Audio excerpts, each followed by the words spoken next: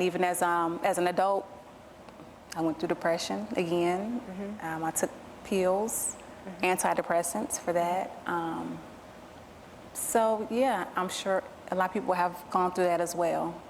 Yeah. I love that you are willing to be so transparent, because so many times we are so concerned, just like what Selena talked about, we're so concerned about keeping it all together.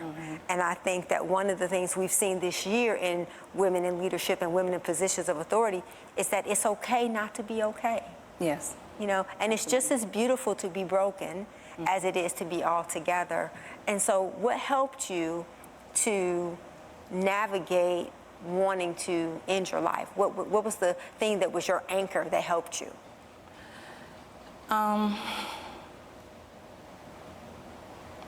I mean, honestly, in that moment, it didn't work. I just had a good night's sleep. That's basically what happened. And when I woke up, I said, it's not meant to be. Yeah. You're here for a reason. Yeah. Even at that young age, maybe about 15, 16 something, I knew. What was going on that made you feel like the answer was going to be to, I mean, what made you feel like, okay, this would be a good answer? Or was it something that you saw or something that someone said? What made you think that that would be a good solution? For me to take your life. I didn't want to, I didn't want to feel the pain anymore. And I was feeling that it didn't matter if I was there or not, you know, if I existed or not. In that moment, that's how I felt. Yeah. And so what helped you to realize that you were valuable and that you're important, that you mattered? Yes. That when it didn't work, and I woke up the next day, I said, God was like, yes. He's like, no, you can't take what I no. did. It was not yours. Exactly. So I said, okay, all right. So I left it alone.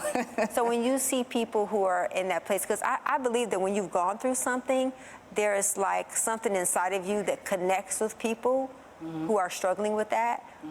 When you do that, what do you share with them? What part of your victory do you share with them to help them to overcome? Okay, well, on Facebook, I do a lot of postings, a lot of inspirational posts.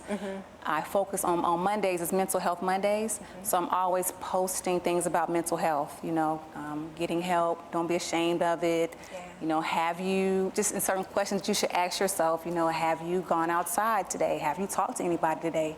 Have you taken care of your hygiene today? Just different questions so that you can, you know, maybe, you know, ask yourself these things. So I'm very, that's what I do, and I just let people know that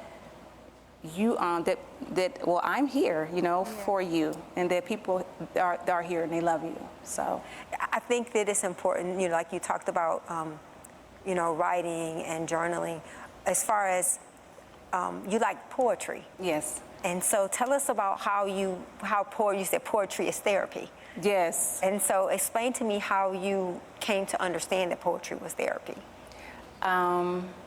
Because every time I began to write, I would cry. I would just be crying, and I'm writing, and I'm crying.